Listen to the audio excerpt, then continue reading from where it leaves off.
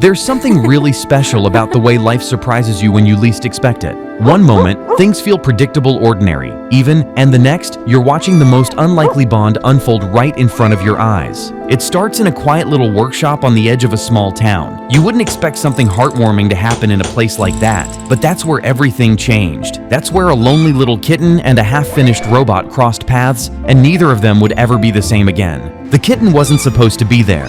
It had wandered in one rainy evening, drenched and shivering, probably looking for a warm place to hide.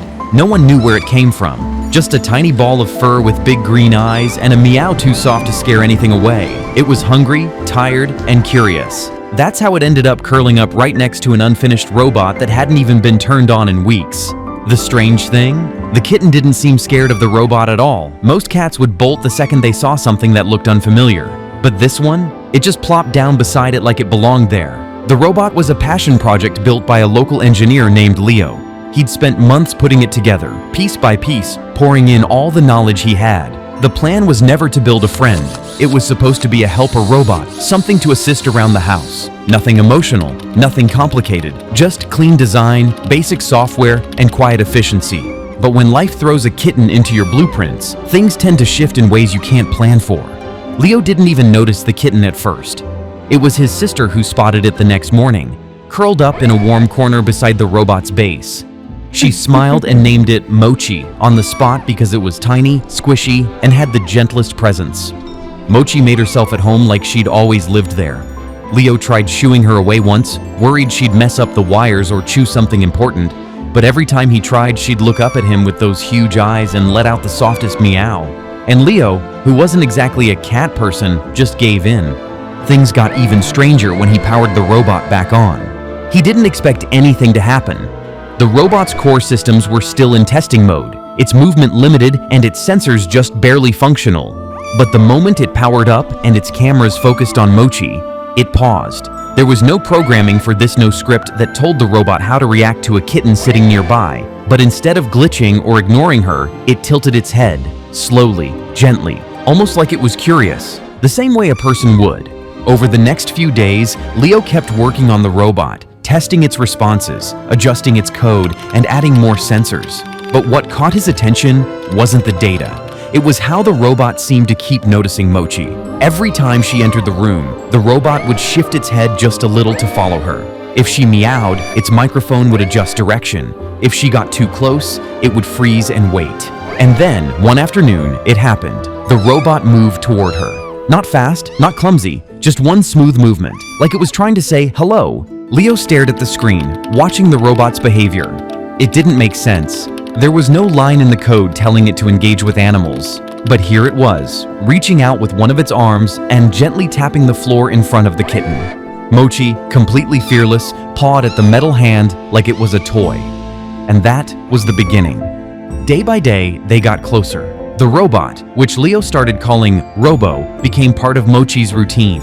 She'd wake up beside it, curl up in its lap whenever it powered down, and even play around its legs when it moved.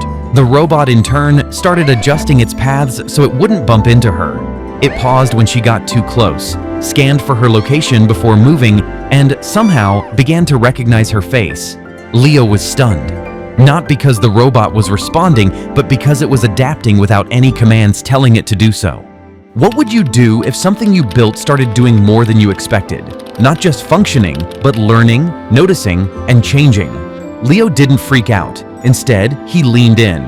He started tweaking the software not to control the robot, but to let it keep doing what it was doing naturally. He gave it more freedom to observe, more room to respond. And the robot Robo began to behave less like a machine and more like a friend. Soon, Mochi wasn't the only one drawn to Robo.